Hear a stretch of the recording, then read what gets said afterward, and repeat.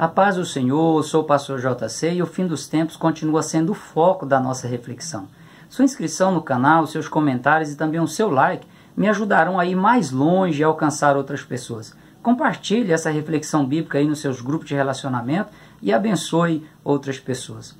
O foco hoje são as 7 taças da ira de Deus, que representam aí a consumação da ira divina sobre a humanidade no período da grande tribulação, cujas características deste juízo serão sem misericórdia. E essa análise te levará a compreender melhor o propósito escatológico de Deus de cada taça da ira de Deus. O texto bíblico base está em Apocalipse, capítulo 15, versículos 1 ao capítulo 16, versículo 21. E é interessante que você faça essa leitura de maneira completa aí na sua Bíblia. O versículo do dia é Apocalipse, capítulo 16, versículo 1, que diz: E ouvi, vinda do templo, uma grande voz que dizia aos 7 anjos: Ide e derramai sobre a terra as 7 taças da ira de Deus. Na verdade aplicado, o pastor César Pereira, que é o comentarista das lições sobre o fim dos tempos, ele diz que a última série de julgamentos divinos será o derramar das taças. O grau de intensidade das taças tem por finalidade a aniquilação dos inimigos de Deus. E eu completo que, além disso, diante do derramar de cada taça da ira de Deus, as pessoas terão oportunidade de se converterem a Cristo e preservarem as suas almas da condenação eterna. Que Deus venha despertar cada cristão a ter a sua vida mais dedicada ao evangelismo e às missões para ganhar outras vidas para Jesus, para que elas também sejam livres desses acontecimentos. Na fase final da grande tribulação, Deus multiplicará os seus juízos na terra, levando à plenitude máxima de tudo que iniciou com a abertura dos 7 selos e que intensificou com o toque das 7 trombetas. Apesar de alguns estudiosos acreditarem que o intuito das 7 taças da ira de Deus não seja o arrependimento das pessoas atingidas, há 2 versículos que mostram a atitude de não arrependimentos dessas pessoas atingidas pelo derramar das 4ª e 5ª trombetas. Se elas deixarão de se arrependerem, é porque terão oportunidade de arrependimento.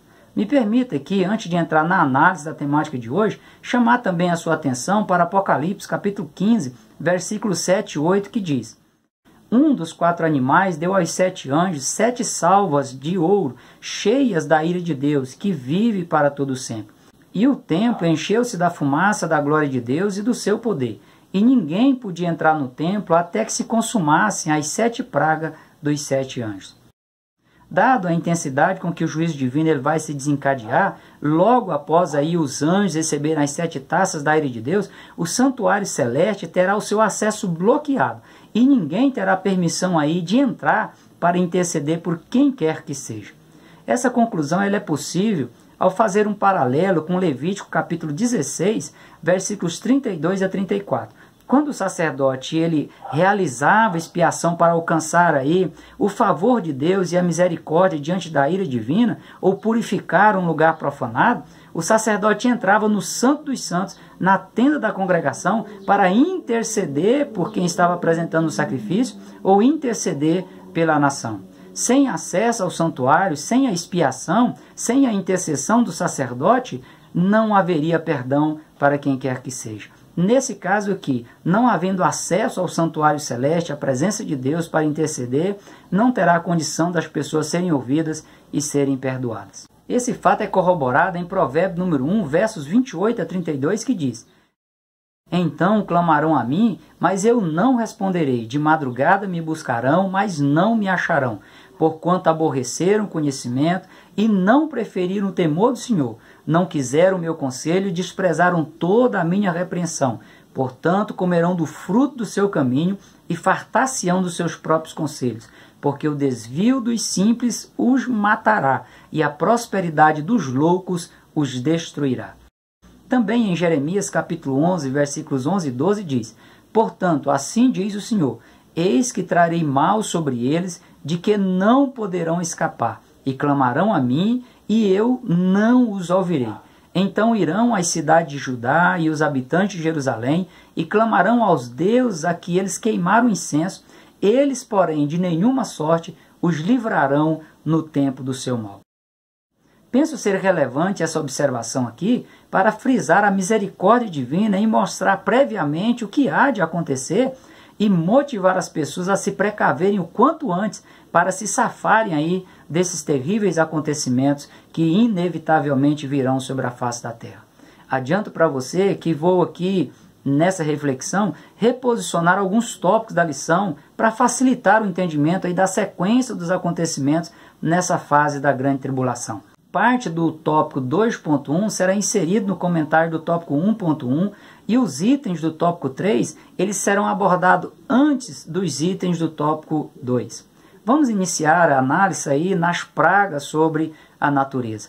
Com os toques das 4 primeiras trombetas, a natureza ela já foi atingida em sua terça parte.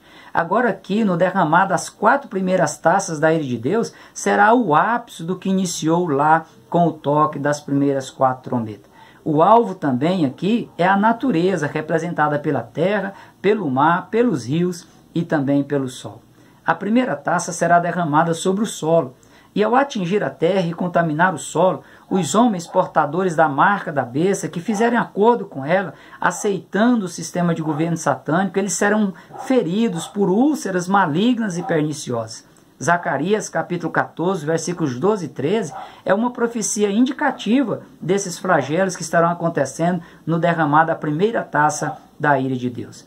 A segunda e também a terceira taça serão derramadas sobre as águas, atingindo os mares e também atingindo os rios. A ONU ela já prevê um cenário caótico para os próximos anos quanto à escassez de água potável no mundo, que hoje já é menos de 1% da água do planeta. Assim como ocorreu com as águas do Egito nos dias de Moisés, as águas aqui elas se transformarão em sangue, atingindo aí em cheio a mais básica de todas as necessidades humanas, que é a água. A quarta taça será derramada sobre o sol.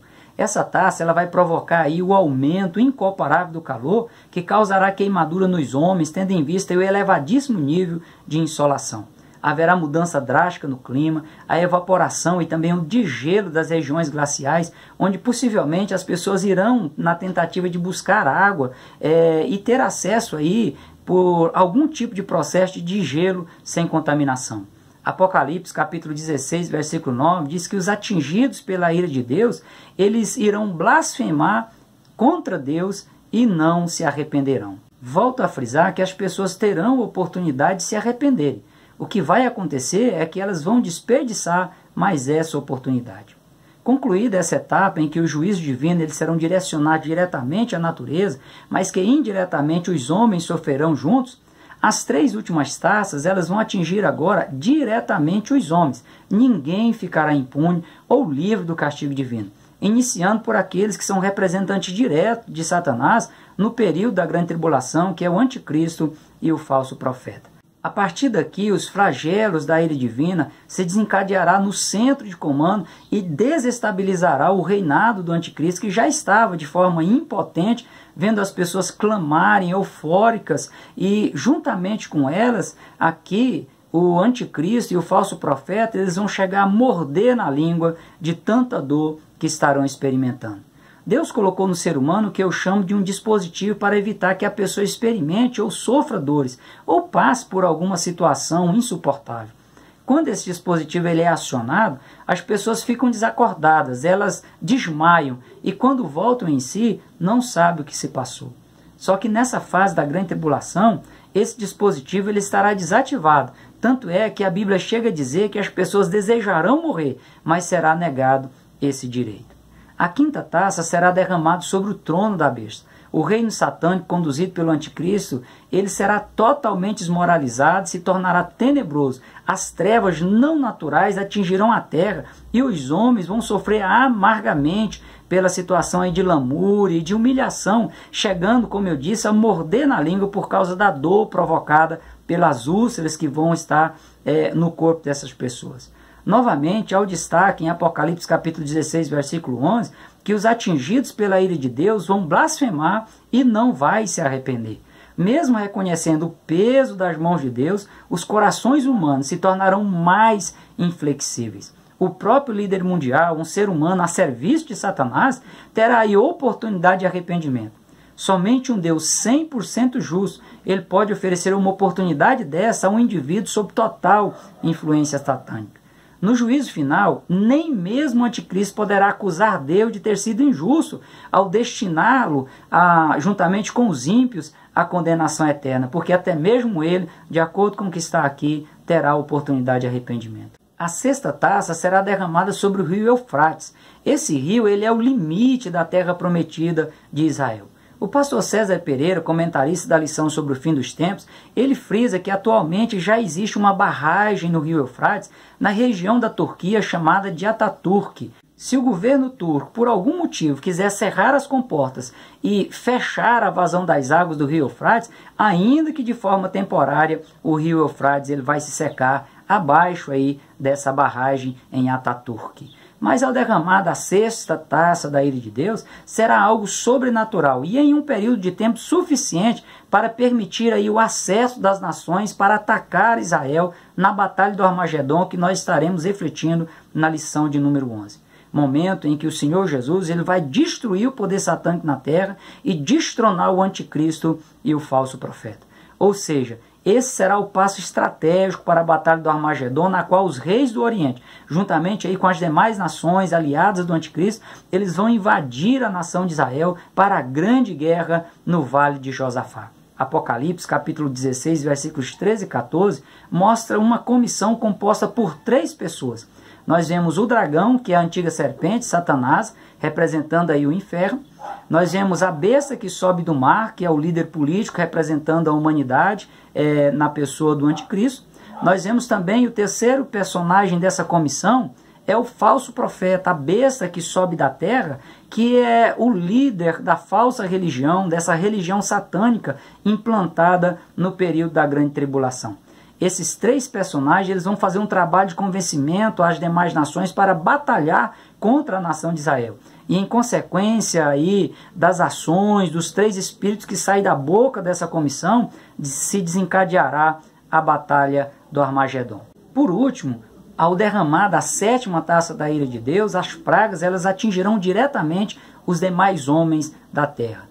Como as escrituras frisam nos textos que eu li para você, de Provérbios número 1, versos 28 a 32, Jeremias capítulo 11, versículos 11 e 12, as pessoas que decidirem viver de forma desregrada no mundo, sem levar em consideração a vontade de Deus para a sua vida, como também aquelas que quiserem amenizar seus sofrimentos na grande tribulação e aceitarem aí as condições impostas por Satanás através do anticristo e do falso profeta para poderem comercializar e ter também as suas necessidades básicas atingidas, elas perceberão no juízo divino que se enganaram, pois o anticristo não poderá satisfazer suas necessidades básicas e ainda vai experimentar o juízo divino em sua intensidade máxima e direta ainda em vida. A 7ª taça, ela será derramada sobre o ar e produzirá relâmpagos, vozes, trovões, terremotos, grandes erosões, destruição de cidades, desaparecimento de ilhas e montes, chuvas de saraiva, aí pedras que chegará ao peso de 40 quilos que cairá do céu sobre as pessoas na terra. Todos esses acontecimentos eles se desencadearão com a declaração que está aí no capítulo 16, versículo 17, a parte B, aonde diz: está feito. No grego, essa frase é dita por meio da expressão gegonen, que indica aí um acontecimento sem limite, uma ação completamente concluída, uma missão entregue na sua plenitude. Com os acontecimentos finais aí provocados pelo derramar da 7ª taça da ira de Deus, a batalha do Armagedon ela se desencadeará conforme está profetizada em Zacarias, capítulo 14, versículos 3 a 5 e Apocalipse, capítulo 19, versículos 19 a 21. Sem dúvida, será um privilégio incomparável a quem pertencer à Igreja do Senhor e, pelo amor e reconhecimento do sacrifício de Cristo, tiver sido arrebatado aí no arrebatamento da igreja e nesse momento da batalha do Armagedon, como igreja glorificada, apenas assistirá de camarote. No entanto, para os ímpios que estiverem na terra no período da grande tribulação, será o grande e terrível dia do Senhor, em que deixará claro que todos os tipos de rebeliões vão sofrer as suas consequências. Será um processo muito doloroso, mas que será utilizado por Deus para purificar a terra, que voltará aí a ser plenamente produtiva, será a sede do reino milenial de Cristo e experimentará aí um período de plena paz e harmonia entre os seus habitantes, como nós vamos ver na lição de número 12. Reflita sobre tudo que você está tendo oportunidade de aprender e abençoe os seus amigos e seus familiares, compartilhando esse estudo sobre os fins dos tempos e abençoando a sua própria vida, estreitando seus laços de comunhão com Deus, aprofundando a sua intimidade com o Senhor, santificando a sua vida através do mover do Espírito Santo, para que você possa participar do arrebatamento da igreja. Que Deus em Cristo continue abençoando a sua vida, prossiga na paz do Senhor.